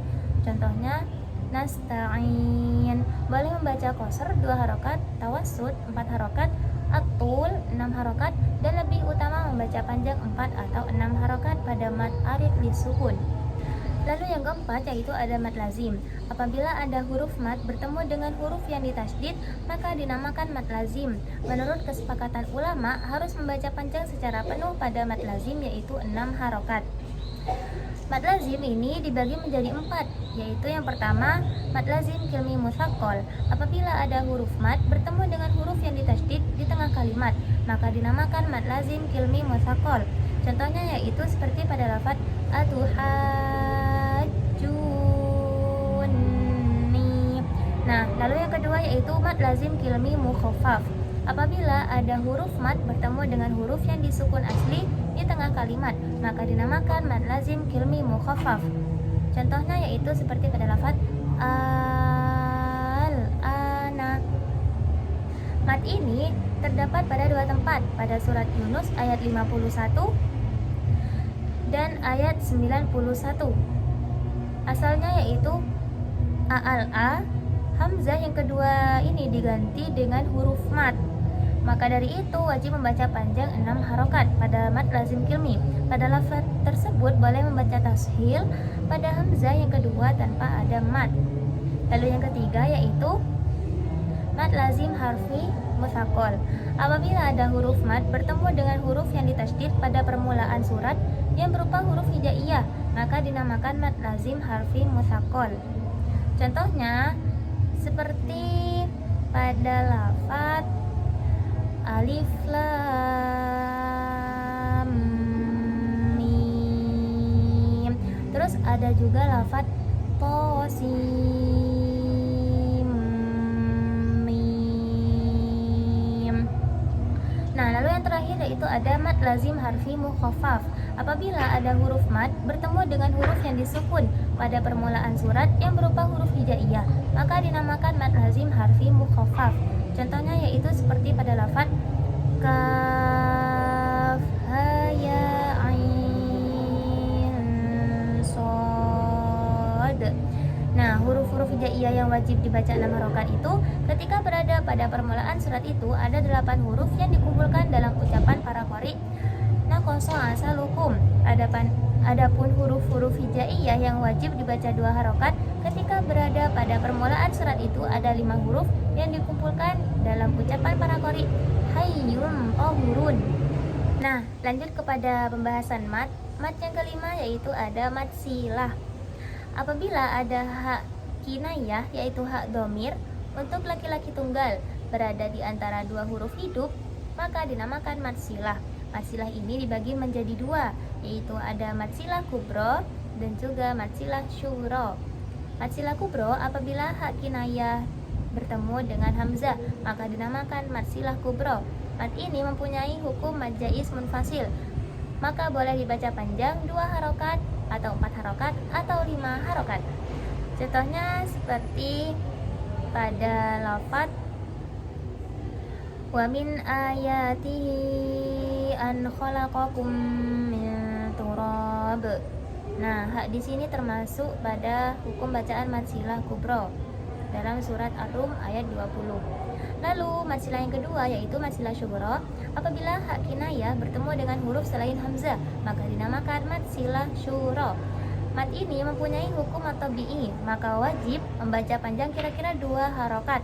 Contohnya innahu bi'ibadihi khabir. Pengecualian dari kaidah mad silah yaitu fihi muhana dibaca fihi muhana dalam surat Al-Furqan ayat 69. Lafaz arji wa akhahu pada surat Al-A'raf ayat 111 dan Asy-Syu'ara ayat 36. Ulama hafuz ini membacanya dengan mematikan huruf H. Jadi dibaca arji wa akhahu. Nah, lalu mad yang keenam yaitu mad badal. Apabila ada hamzah bertemu dengan huruf mad, maka dibaca panjang 2 harokat. Contohnya amanu, utu, imana. Nah, lafadznya di sini kan utu, asalnya itu utu. Nah, lafadz yang imana juga asalnya tuh imana. Lafadz yang amanu juga asalnya amanu. Karena dibaca mad badal, jadinya dibaca amanu. Nah, untuk mad yang ketujuh yaitu mad iwad, yaitu mad dalam tingkah waqaf sebagai ganti dari 2 fathatain. Dalam tingkah waqaf maka dibaca panjang sebagaimana mad tabi'i. Adapun apabila ada huruf akhir dari suatu kalimat itu berupa tak marbutoh yang di fathatain, maka tak tersebut diwakafkan dengan hak yang mati dan dibaca hamas. Contohnya yaitu nadhiron. Nah, karena diwakaf maka dibaca menjadi nadhiro. Adapun fitnatun dibaca fitnah. Lalu di sini yang kedelapan ada mad lin, yaitu apabila ada huruf ya dan wawu yang sebelumnya ada huruf yang berharokat fathah dalam keadaan waqaf, maka dinamakan mad lin. Boleh membaca panjang ketika waqaf, tidak saat wasol dengan 2 harokat atau 4 harokat atau 6 harokat. Contohnya khauf, Quraisy. Nah, lalu di sini sudah ternyata itu adalah mad yang terakhir ya teman-teman. Lalu pada bab berikutnya juga ada hukum 7 alif. Menetapkan alif ketika tingkah waqaf dan membuangnya ketika tingkah wasol yang berada pada kalimat berikut ini. Yang pertama, alif ana, domir mutakallim dibuang ketika mengucapkan dalam tingkah wasol dan menetapkan alif ketika tingkah waqaf di seluruh bacaan Al-Quran. Lalu yang kedua yaitu alif pada lafaz lakinna dalam surat Al-Kahfi, yaitu contohnya lakinnahu wallahu rabbi wala usyriku bi rabbi ahada. Lalu yang ketiga yaitu alif pada lafaz adzununa dalam surat Al-Ahzab. Contohnya yaitu wa balaghatil qulubul hanajir wa tadunnuna billahi dzununa hunalika batuliyal mu'minu. Itu lanjut kepada berikutnya. Nah, yang keempat yaitu alif pada ar-rasulah dalam surat Al-Ahzab. Yauma tuqallabu wujuhuhum fin-nar yaquluna ya laitana ata'na Allah wa ata'na ar-rasul wa qalu. Lanjut pada ayat berikutnya. Lalu yang kelima yaitu alif pada lafaz as-sabila dalam surat Al-Ahzab. Wa qalu rabbana inna ata'na sadatana wa kubara'ana fa'adalluna as-sabila rabbana. Nah, lalu yang keenam yaitu alif pada qawariro. Yang pertama bukan yang kedua dalam surat Al-Insan ayat 15. Kanat qawariro min fiddatin qaddaruha taqdira. Lalu yang terakhir yaitu alif pada lafaz salasila dalam surat Al-Insan, yaitu inna a'tadna lil kafirina salasila wa aghlalan wa sa'ira. Ketika wakaf, lafaz salasila ini boleh dua model cara baca. Yang pertama yaitu wakaf pada lam yang mati bukan pada alif setelahnya, salasil. Lalu yang kedua, wakaf pada alif setelah lam. Pada keadaan tidak wakaf harus dibaca salasila. Lalu bab berikutnya yaitu berdiam sejenak atau sakta. Definisi sakta, latifah, yaitu berhenti kira-kira 2 harokat tanpa bernafas dengan niat melanjutkan bacaan. Tempat sakta dalam Al-Quran ini sesuai bacaan Imam Hafiz menurut metode Syatibiyah berada pada beberapa tempat sebagai berikut. Yang pertama yaitu dalam Al-Quran surat Al-Kahfi ayat 1 dan 2, yaitu walam yaj'al lahu iwaja qayyima. Lalu yang kedua yaitu dalam surat Yasin ayat 52, qalu man ba'athana min marqadina hadza ma wa'ada rahman. Lalu selanjutnya yang ketiga yaitu dalam Quran surat Al-Qiyamah ayat 27, wa qila man raq. Boleh tidak menetapkan sakta dan mengidghamkan manrok itu manrok balrona bagi orang yang membaca dengan qasr 2 harokat pada majais mufasil. Yang kelima yaitu dalam Al-Quran surat Al-Haqqah ayat 28 sampai 29. Contoh lafadznya yaitu ma'aghna anni maliyah halaka anni sultaniyah. Boleh mengidghamkan hak pada lafadz maliyah pada haknya lafadz halaka, tetapi bacaan sakta lebih diutamakan. Lalu yang keenam yaitu keadaan wasolnya akhir ayat surat Al-Anfal dengan permulaan surat Baro'ah dalam salah satu segi bacaan. Berdiam pada huruf mim dalam lafadz alimun dengan sakta latifah, kemudian dimulai dengan surat Al-Baro'ah. Alimun baro'atun. Jadi seperti itu. Lanjut kepada bab berikutnya yaitu hamzah wasol dan hamzah qata. Hamzah di permulaan kalam itu ada kalanya berupa hamzah wasol atau hamzah qata. Hamzah qata ialah hamzah yang ditetapkan ketika tingkah wasol dan ketika di permulaan kalimat. Dinamakan hamzah qata karena memutus huruf sebelumnya dari huruf setelahnya. Tempat hamzah qata berada pada selain hamzah wasol. Hamzah wasol ialah hamzah yang ditetapkan di permulaan kalam dan digugurkan di pertengahan kalam dengan kata lain. Hamzah yang hanya dibaca di permulaan kalimat tapi tidak dibaca di pertengahan kalimat. Lalu bab berikutnya yaitu waqaf dan ibtida. Waqaf dan ibtida ini termasuk hukum seni membaca yang bagus serta paling penting. Maka bagi pembaca hendaknya memperhatikannya. Diriwayatkan bahwasanya Sayyidina Ali radhiyallahu an ditanya tentang firman Allah waratilil Qur'an tartila, maka beliau menjawab bahwasanya Allah berfirman itu menerangkan tentang membaguskan huruf dan mengetahui waqaf.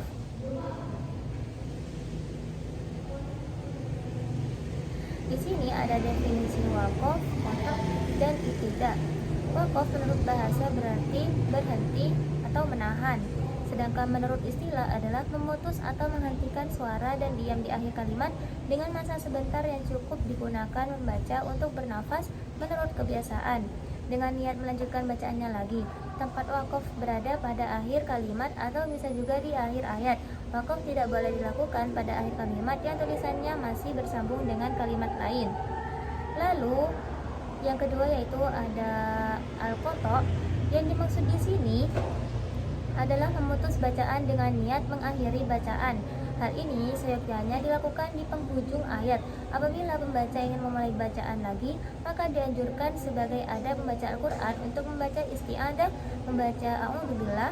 Oleh karena itu tidak diperbolehkan memutus bacaan di tengah-tengah ayat.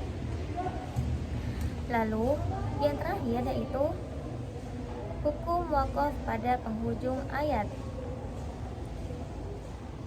Di dalam Al-Quran tidak ada hukum untuk wajib wakaf, kecuali jika ia mewakafkan ayat tertentu dengan niat agar maknanya rancu atau menyimpan dari maksud ayat, maka ia berdosa.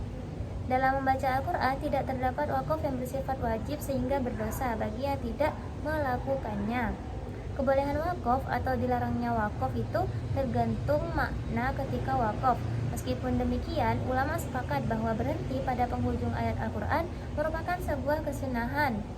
Hanya saja ada beberapa tempat yang terjadi perbedaan pendapat di antara mereka.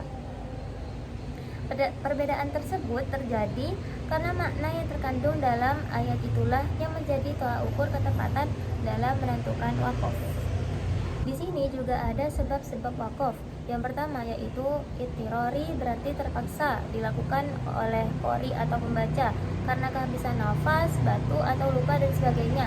Dalam keadaan ini pembaca boleh berhenti pada kalimat manapun yang ia kehendaki.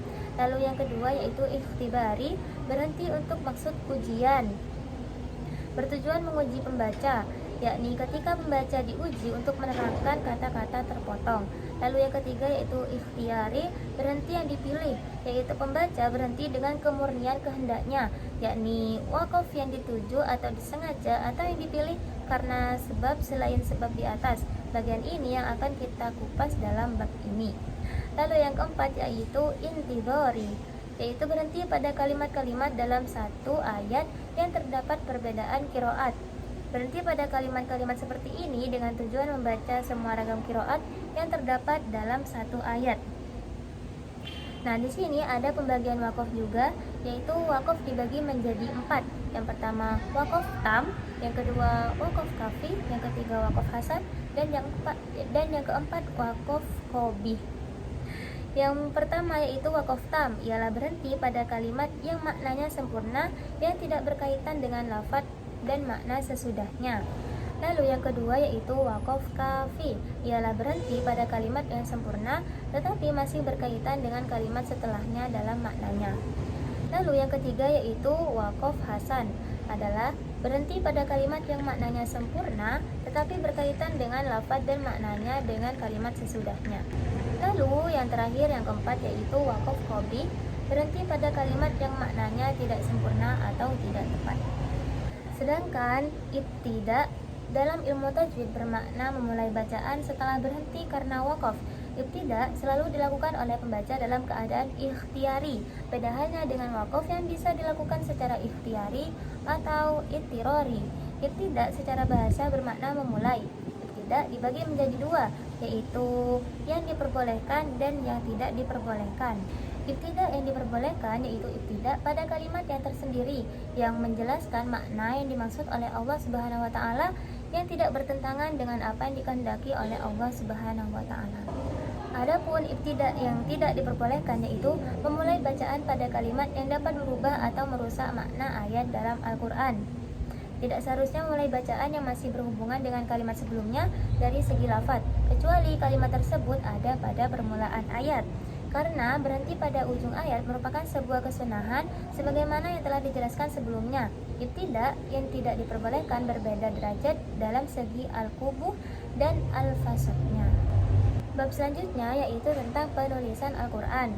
Jumhur menyatakan haram menulis mushaf dengan selain tulisan mushaf yang digunakan pada masa Utsman bin Affan radhiyallahu an. Sebagian ulama berpendapat boleh menulis mushaf dengan tulisan sekarang, akan tetapi pendapat ini lemah atau dhaif. Dan bagi pembaca harus memperhatikan tulisan sebagaimana yang dijelaskan pada berikut ini. Yang pertama itu yang terputus dan yang bersambung, lalu yang kedua yaitu membuang dan menetapkan, dan yang ketiga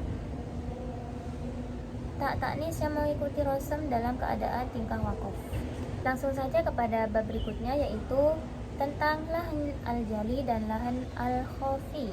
Lahan al-jali yaitu kesalahan fatal dan sangat nampak sekali yang terjadi pada lafadz sehingga maknanya itu menyimpan dari makna yang dikehendaki atau yang sesuai, seperti mengganti huruf dengan huruf lain atau mengganti harokat dengan harokat lain.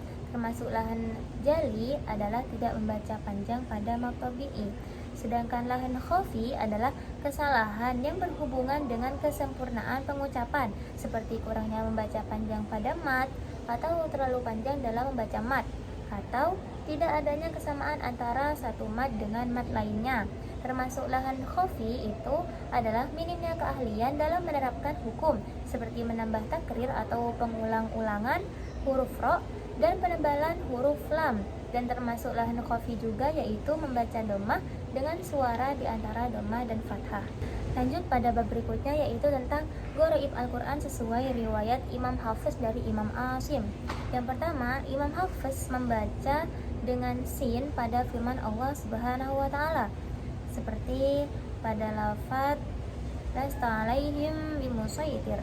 Membaca dengan shad dan sin pada lafaz al-musaytirun dalam firman Allah amhumul musaytirun, At-Tur ayat 37. Adapun mengucapkan dengan shad itu lebih masyhur.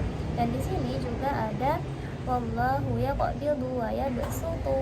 Lalu yang kedua yaitu kalimat dhafin terdapat pada 3 tempat dalam surat Ar-Rum.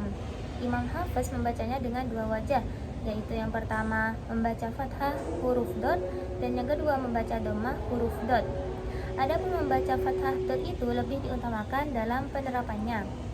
Yang ketiga yaitu kalimat majreha dalam surat Hud ayat 41. Imam Hafiz membacanya dengan bacaan imalah alif setelah ro. Berdasarkan hal ini, ro menjadi tipis atau dibaca tipis. Imalah ialah suara di antara alif dan ya. Lalu yang keempat yaitu ada al-jamiyu dalam surat Fusilat ayat 44. Asal kalimat berupa 2 hamzah kotok yang hidup keduanya. Hamzah yang pertama menunjukkan istifham, sedang hamzah yang kedua termasuk asal kalimat. Imam Hafiz membaca hamzah kotok yang kedua dengan bacaan tashil. Lalu yang kelima yaitu lafaz atani dalam surat An-Naml ayat 36. Menurut Imam Hafiz, ketika tingkah waqaf mempunyai 2 wajah. Yang pertama menetapkan ya yang mati, lalu yang kedua membuang ya bersamaan waqaf pada huruf nun. Adapun jika dalam keadaan wasol maka ya ditetapkan serta di fathah. Lalu langsung saja pada bab berikutnya yang akan membahas tentang sujud tilawah, dalil disyariatkannya sujud tilawah. Hukum sujud tilawah yaitu menurut madhab Hanafi wajib bagi pembaca dan pendengar baik sengaja mendengar atau tidak sengaja, dengan dalil Rasulullah SAW as-sajdatu ala man sami'aha wa ala man talaha, yang artinya sujud itu wajib atas orang yang membaca ayat sajadah dan bagi yang mendengarkannya. Lalu syarat sujud tilawah sebagaimana syarat sahnya sholat, yaitu suci dari hadas kecil maupun besar, serta bebas dari najis, tertutup aurat dan menghadap kiblat. Cara atau sifat sujud tilawah yaitu menurut madhab Hanafi sujud tanpa takbiratul ihram dan tanpa salam, juga tidak disyaratkan niat. Lalu menurut madhab Maliki sujud tanpa takbiratul ihram dan tanpa salam. Menurut madhab Syafi'i disyaratkan niat takbiratul ihram seperti halnya sholat juga dengan salam tanpa disyaratkan tasyahud. Lalu bacaan sujud tilawah yaitu membaca 3 kali pada lafaz Subhana rabbiyal a'la wa bihamdi atau dengan doa yang lain yang telah dianjurkan oleh Rasulullah SAW kepada sahabatnya. Lalu pada bab berikutnya yaitu tentang perbedaan kaidah dalam riwayat Hafiz. Sesungguhnya bacaan Al-Quran dengan riwayat Imam Hafiz dari Imam Asim dengan Thariqah Al-Syatibiyah merupakan bacaan yang paling masyhur di dunia sekarang ini. Bahkan banyak dari pengkaji dan penghafal Al-Quran hanya tahu Thariqah ini. Imam Al-Syatibi dalam nadamnya Hirzu Al-Amani wa Wajhu Al-Tahani hanya menentukan satu Thariqah saja bagi riwayat bacaan Imam Hafiz Ibnu Sulaiman Al-Kufi. Sedangkan Imam Ibnu Al-Jazri dalam kitabnya Al-Nashr fi Qiraat Al-Ashr menyantumkan 85 kitab dari kitab qiraat. Nah, pada bab yang kesekian kita akan membahas tentang keutamaan membaca Al-Quran. Di buku ini sangat ada banyak sekali keutamaan membaca Al-Quran, yang mana saya akan menyebutkan semuanya. Yang pertama yaitu Al-Quran sebagai jalan keluar. Yang kedua, Al-Quran dapat memberikan syafaat kepada pembacanya. Al-Quran lebih disukai Allah Subhanahu wa Ta'ala dari segala sesuatu. Al-Quran penjaga dari segala mara bahaya. Al-Quran mengangkat ke derajat kenabian. Al-Quran dapat menambah keberkahan rumah. Al-Quran menyelamatkan pembacanya dari hisab. Al-Quran adalah kekayaan. Al-Quran tidak akan tersentuh api neraka. Al-Quran mengakrabkan manusia dengan malaikat. Al-Quran menjadikan pembacanya masuk surga. Lalu, Al-Quran Al-Quran lebih baik daripada harta dunia. Al-Quran adalah sebaik-baik ucapan. Al-Quran memiliki pahala kebaikan. Al-Quran mempunyai dampak yang nyata. Al-Quran adalah tali. Al-Quran sebagai penerang hati. Al-Quran menjadi sebab turunnya ketenangan dan kasih sayang. Al-Quran sebagai cahaya di bumi. Al-Quran juga bisa dilakukan. Al-Quran juga sebaik-baik bekal. Al-Quran merupakan hidangan Allah. Al-Quran merupakan menjelma orang yang berwajah bersih menemui pembacanya dalam kubur. Al-Quran, dan di sini juga ada Ahlul Quran. Ahlul Quran adalah Ahlullah. Ahlul Quran memberi syafaat kepada 10 keluarganya. Ahlul Quran dimuliakan. Ahlul Quran diberi keistimewaan oleh Allah. Ahlul Quran mengenakan mahkota kemuliaan. Ahlul Quran mempunyai ikatan dengan Al-Quran. Ahlul Quran patut dihasuti dan disenangi. Ahlul Quran berkomunikasi dengan Allah. Lalu berikutnya, anjuran orang tua untuk mempelajari anaknya Al-Quran. Anjuran untuk belajar Al-Quran. Orang yang mengumpulkan Al-Quran doanya dikabulkan. Orang yang tidak pernah baca Al-Quran bagaikan rumah yang hancur. Dan orang yang mengeraskan bacaan Al-Quran seperti orang yang bersedekah terang-terangan. Membaca Al-Quran dengan melihat mushaf itu lebih baik. Membaca Al-Quran 3 harian atau mingguan. Membaca Al-Quran itu setiap hari, walau hanya 1 ayat, itu diharuskan. Lalu membaca Al-Quran adalah ibadah paling utama. Membaca Al-Quran sambil menangis, kalau bisa sambil menangis. Jadi maksudnya di sini itu seperti sambil menghayati makna yang ada dalam ayat tersebut. Lalu membaca Al-Quran sambil berdoa. Membaca Al-Quran dengan rindu. Lalu yang terakhir yaitu amalan paling utama bagi pembaca Al-Quran. Seperti itu. Lalu pada bab yang paling terakhir yaitu ada keutamaan surat-surat Al-Quran. Di sini sebenarnya ada banyak sekali penjelasannya, namun di sini saya akan menyebutkan satu fadilah saja, satu fadilah dari arti sebuah hadis, maksudnya begitu. Nah, yang pertama itu fadilah dalam surat Al-Fatihah. Seperti dalam hadis di sini Rasulullah SAW bersabda, Allah Subhanahu wa taala tidak menurunkan dalam kitab Taurat dan Injil sebagaimana Allah Subhanahu wa taala menurunkan Ummul Quran atau Al-Fatihah itu, yaitu sab'ul mathani yang terbagi 2 antara aku, maksudnya aku itu Allah, dan hambaku. Lalu di sini juga ada sebuah hadis yang artinya Rasulullah SAW bersabda, Al-Fatihah itu membandingi sepertiga dari Al-Quran, atau pahala membacanya itu seperti dari sepertiga Al-Quran. Itu fadilahnya dari surat Al-Fatihah. Lalu berikutnya adalah fadilah surat Al-Baqarah dan Al-Imran. Dari Abdullah ibnu Mas'ud berkata bahwa setan akan keluar dari rumah jika mendengar surat Al-Baqarah dibacakan di dalamnya. Jadi rumah tersebut, jika ada setan, maka setan itu akan keluar dari rumah jika rumah itu dibacakan surat Al-Baqarah. Gitu. Lalu fadilah yang berikutnya yaitu fadilah dalam 7 surat panjang. 7 surat panjang ini maksudnya dari Al-Quran surat Al-Baqarah sampai Al-Quran surat Al-Anfal dan surat Baroah. Jadi di sini ada hadis yang artinya Rasulullah SAW bersabda, barang siapa yang mengambil atau melaksanakan atau membaca sebu'ut tiwal, maka hal itu baik baginya. Nah, sebu'ut tiwal ini maksudnya tadi itu 7 surat panjang. Fadilah yang berikutnya yaitu fadilah dalam Al-Quran surat Al-Kahfi. Rasulullah SAW bersabda, barang siapa yang membaca surat Al-Kahfi pada hari Jumat, niscaya ia akan tersinari oleh cahaya antara waktu ia membaca dan antara 2 Jumat lagi. Lalu berikutnya fadilah dalam Al-Quran surat Al-Mu'minun, yang artinya Rasulullah SAW bersabda, telah diturunkan kepadaku 10 ayat. Siapa saja yang mendirikannya, maka ia akan masuk surga. Kemudian Nabi membaca awal ayat dari surat Al-Mu'minun sampai 10 ayat. Lalu kemudian fadilah yang berikutnya itu fadilah dalam Al-Quran surat As-Sajdah. Rasulullah SAW bersabda, siapapun yang sholat sunnah 4 rakaat pada akhir malam setelah mengerjakan sholat isya, rakaat pertama membaca surat Al-Kafirun setelah membaca Al-Fatihah, Rakaat kedua membaca surat Al-Ikhlas, lalu rakaat ketiga membaca surat Al-Mulk, dan rakaat terakhir membaca surat As-Sajdah. Maka baginya seperti pahala sholat pada waktu malam Lailatul Qadar.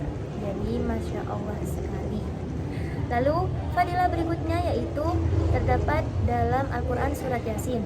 Jadi fadilah dalam surat Yasin, Rasulullah SAW bersabda, surat Yasin adalah inti Al-Quran. Seseorang yang mengharap ridha Allah Subhanahu wa Ta'ala dan menginginkan kehidupan akhirat atau darul akhirah tidak akan membacanya kecuali terampuni dosanya. Bacalah Yasin pada keluargamu yang meninggal dunia. Jadi itu mengapa ketika saudara kita ada yang meninggal, itu biasanya kita membacakan Yasin kepada beliau yang sudah wafat. Lalu fadilah yang berikutnya yaitu fadilah dalam Al-Quran surat Al-Waqi'ah. Rasulullah SAW bersabda, siapapun yang selalu membaca Al-Quran pada malam hari, maka ia tidak akan mengalami kemiskinan.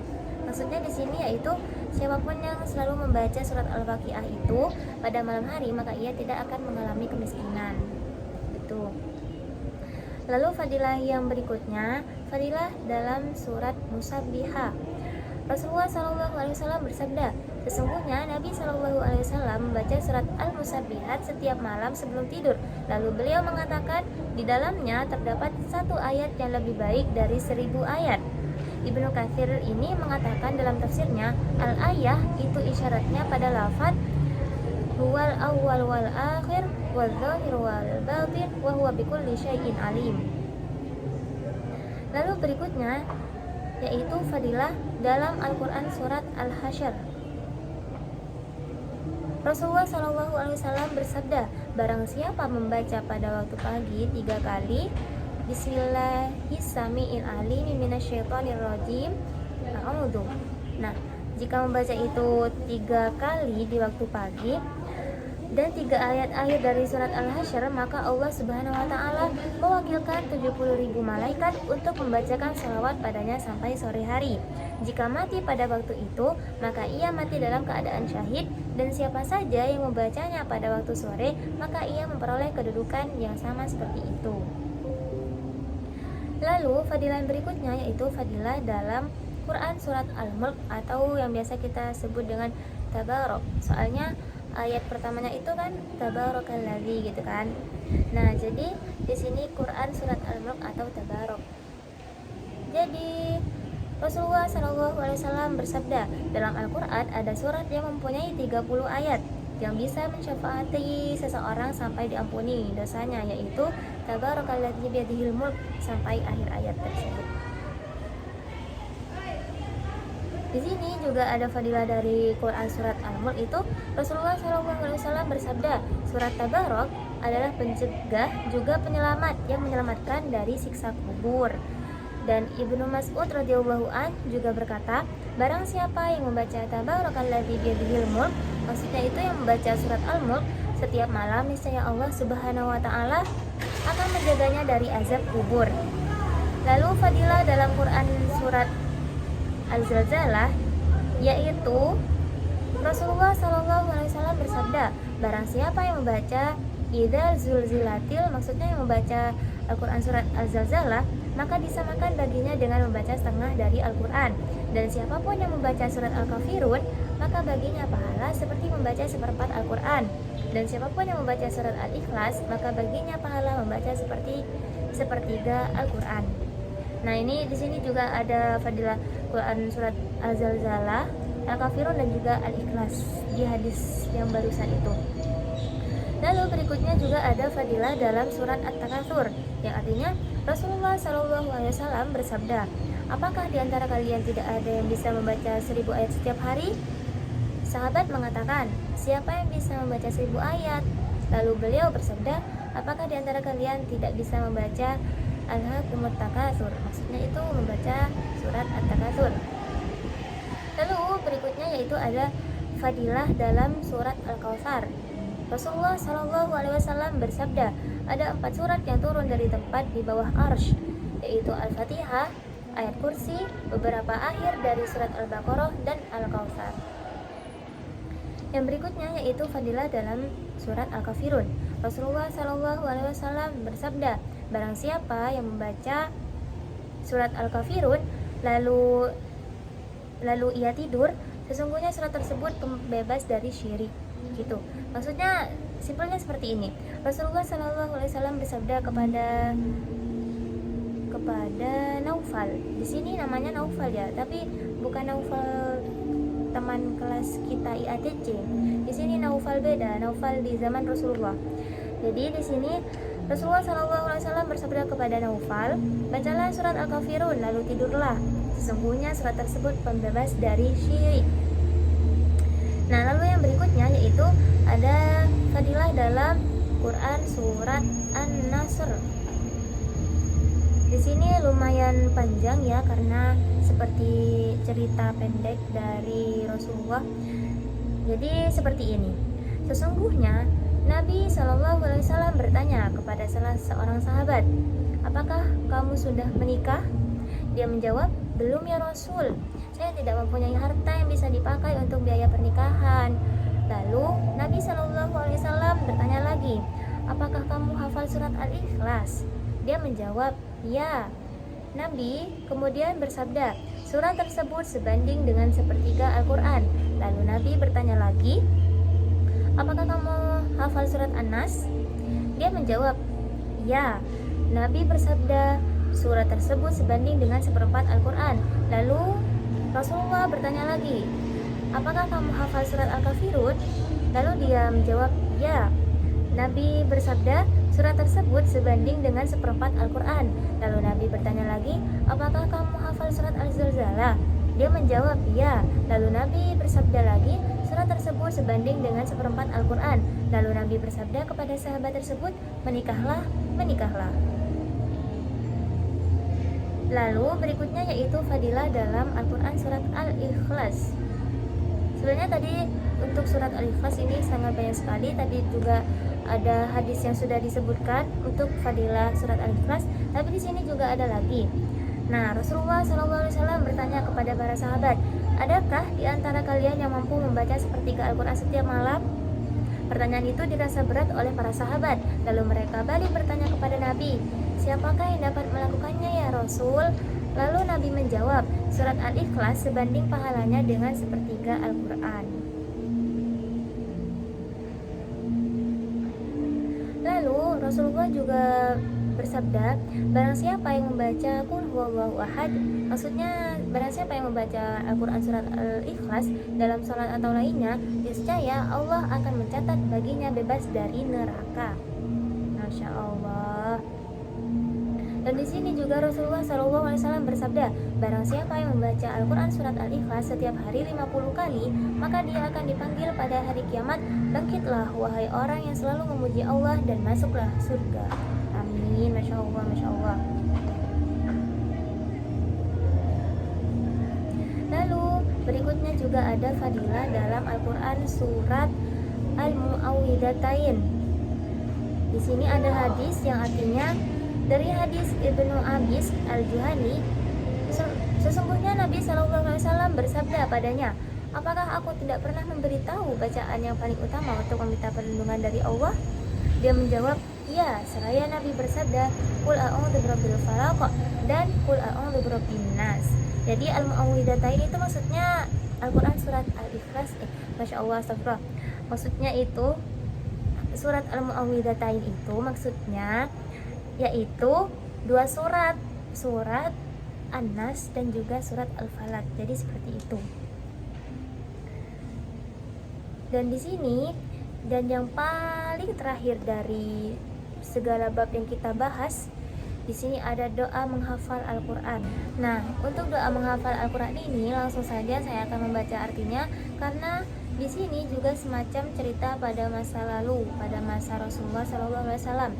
Di sini artinya adalah, Ibnu Abbas berkata, ketika kami sedang bersama Nabi, tiba-tiba datang Ali karramallahu wajhah berkata kepada Nabi, demi bapakku dan ibuku wahai Rasulullah, Al-Quran telah hilang dari dadaku, maka apa yang bisa menjadikanku memperolehnya lagi? Lalu Rasulullah SAW bersabda, wahai bapaknya Hasan, Apakah kamu bersedia aku mengajarimu kalimat-kalimat yang dengannya Allah akan memberi manfaat kepadamu dan kepada orang yang telah kamu ajari, serta Allah akan menetapkan apa yang telah kamu pelajari dalam hatimu? Lalu Ali menjawab, silahkan wahai Rasulullah. Rasulullah kemudian bersabda, jika datang malam Jumat dan kamu mampu untuk bangun pada sepertiga malam yang terakhir, maka saat itu merupakan waktu yang disaksikan serta doa-doa akan dikabulkan. Saudaraku Yakub telah berkata kepada anak-anaknya, aku akan memintakan kalian ampunan kepada Allah. Rasulullah bersabda, ketika tiba malam Jumat dan kamu tidak mampu bangun pada sepertiga malam yang terakhir, maka bangunlah di sepertiga malamnya.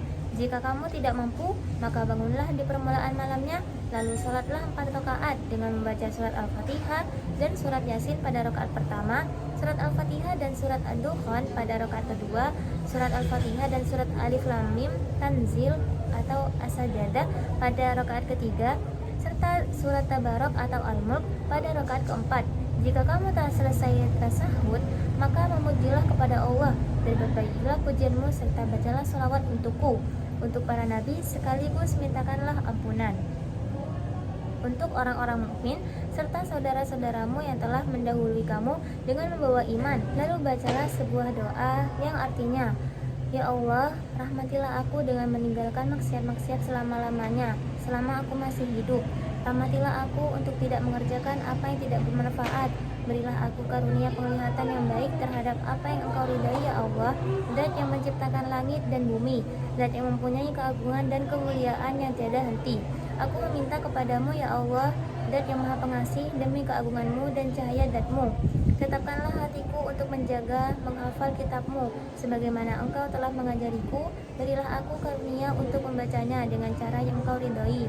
Ya Allah, Zat yang menciptakan langit dan bumi, Zat yang mempunyai keagungan dan kemuliaan yang tidak henti. Aku meminta kepadamu, ya Allah, Zat yang maha pengasih, demi keagungan-Mu dan cahaya Zat-Mu. Sinarilah penglihatanku dengan kitab-Mu, kasihkanlah lisanku dengannya, bukalah ia terhadap hatiku, lapangkanlah dadaku dengannya, dan sibukkanlah diriku dengannya.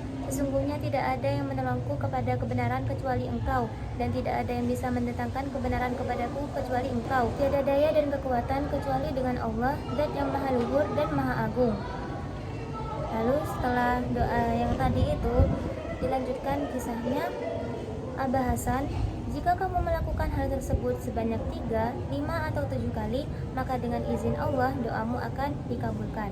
Allahu a'lam bishawab. Baik, mungkin cukup itu saja penyampaian materi-materi yang ada pada buku Tahsin dan Tajwid Al-Quran Standar Riwayat Imam Hafiz Al-Kufi yang disusun oleh Ustadz Dr. Nasrullah LC MTHI selaku dosen pengampu pada mata kuliah Ilmu Tajwid di kelas IATC. Mohon maaf bila ada salah kata atau pengucapan, baik yang disengaja maupun tidak disengaja, karena maklum saya ini juga manusia. Dan terima kasih sudah menyimak dari awal hingga akhir. Kalau emang gak diloncat-loncat gak apa-apa. Terima kasih banyak. Mungkin itu saja, kurang lebihnya mohon maaf. Wabillahi taufiq wal hidayah, waridha wal inayah. Assalamualaikum warahmatullahi wabarakatuh. Sampai jumpa.